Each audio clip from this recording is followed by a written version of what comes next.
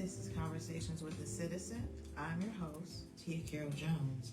I'm here today with Dr. Johnnie Thomas, Superintendent of Rich Township High School, District 227. Welcome to the show. Thank you. Thank you for having me. I truly appreciate it. Thank you so much for being here. Tell us a little bit about yourself. Well, I am currently in my 7th year as Superintendent for Rich Township High School, District 227. This is my second superintendency. I was former superintendent in Community High School District 155, which is in McHenry County to the north. Born and raised on the west side of Chicago. Went to Lane Tech High School.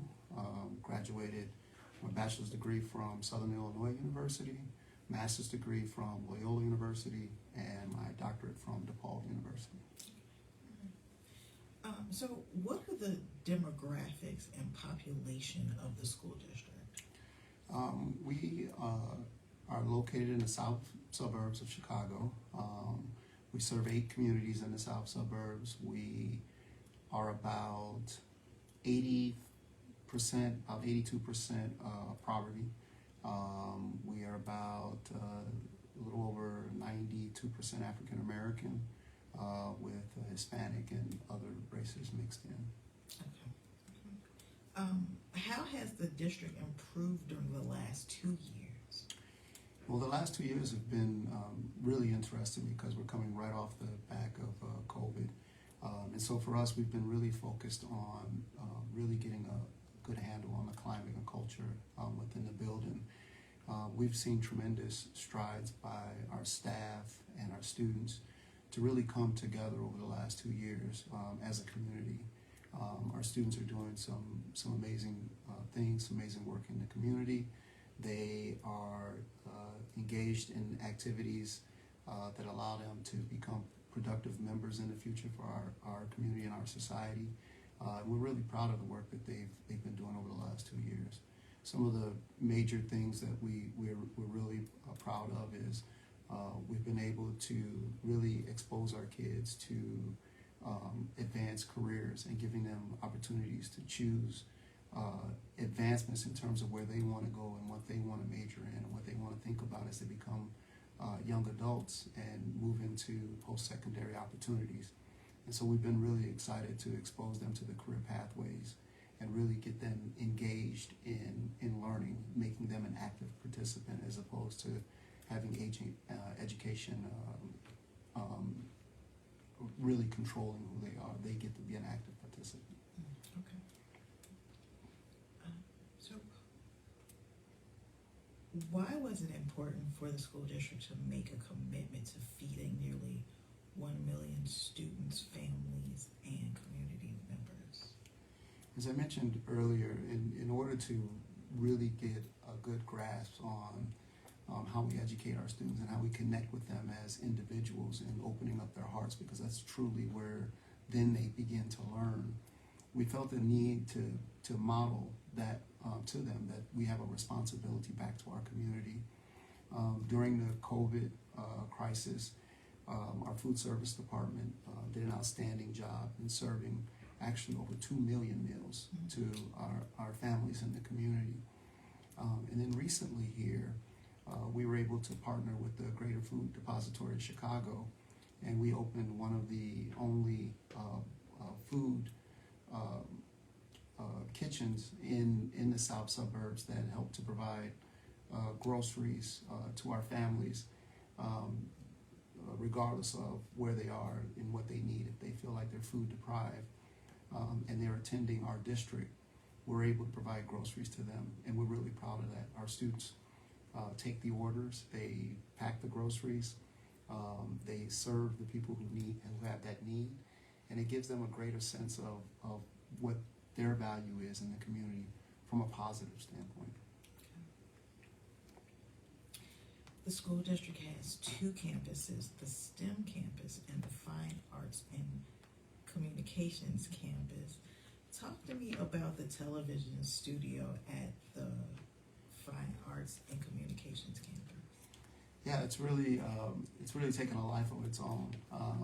They actually put me out of work. I was the host for the weekly update, Because we've created this communications pathway for our students, and we've created a space for them to actively engage, they're creating content. And so they have the ability not only to create content like this, where they can interview guests and have podcasts and things of that nature, they also can create movies. And they can create content that goes well beyond what I think most high schools do. They have a virtual green screen where they can program and create environments where actors can really act in these 21st century ways. It's just truly amazing to watch these kids who, when you give them an opportunity, they never cease to amaze. They continue to push the boundaries. And so having that type of educational environment for our students has helped us engage them in a way that's meaningful to them. And I think that's what we all need to be doing as educators. How important is it for the school district to have partnerships with local industry, like the Amazon facility that's in Madison? Yeah, so Amazon has been a truly amazing partner to us. Not only have they helped in an area that's their expertise, which is distribution and manufacturing, which is one of our pathways. They've helped to develop that class and that course, and they've donated financing for that. But they've also donated for our fine arts programs. They've donated to help us send kids on college trips. And so they've been an amazing partner. And we have a ton of amazing partners, like Pepper Construction, for example, who has gone above and beyond, not only servicing the district, but also realizing that it's important to engage the students in their learning as well. And so we continue to search for those partners in the community. We continue to want people to engage with us because our students need them. They need to see success in the environment in where they live, and not have to go, miles away to see what success looks like. So having those partnerships allows for us to expand the classroom beyond the walls. What are some things going on in the school district that are coming up for this year? Oh, that's a great question. So we just completed, or in the process of completing, our Black Male Speaker series, where we invite black men to come in and speak to our male students. We also, in partnership with Commissioner Donna Miller, just completed an Enterprising Women's Seminar, and we hope to bring that back again next year, where there were women entrepreneurs from all over the region who came in, and they had seminars with our young ladies, teaching them about being entrepreneurs and how to grow their own and be responsible. And so it was a truly incredible event. We have our Black Women Speaker Series coming up, so we have one for the men, one for the women. That's coming up here. We're always looking for professionals to volunteer and come in and speak to our young ladies so they can continue to grow. We have our college HBCU spring break tours that are going to happen, where about 35 to 40 of our students are going to go to the different HBCUs across the southern end of our country over spring break, and spend some time on some of those college campuses so they can get an opportunity to see what that's like. We are in the process of completing construction beginning construction on our agricultural wing for our school. So we're going to add a urban agricultural program to the school district, along with electric vehicles, where our students will be working on electric vehicles, and then also our construction trades. So we'll have all of the plumbers, the carpenters, and so we're really working to continue to expand those pathway offerings to our students. We're also proud of our associate degree partnership with Prairie State. So coming in, our students can accelerate their learning, where they can actually end up having us, and I'm really proud of this, where I can stand on the stage and give them their high school diploma and an associate's degree at the same time. And that's something that we're really excited about, because we know that that's going to help families in the long run. And then we've got some things that are outside of the classroom that are happening, where we're beginning to work with AI to really look at how we're taking care of our capital assets.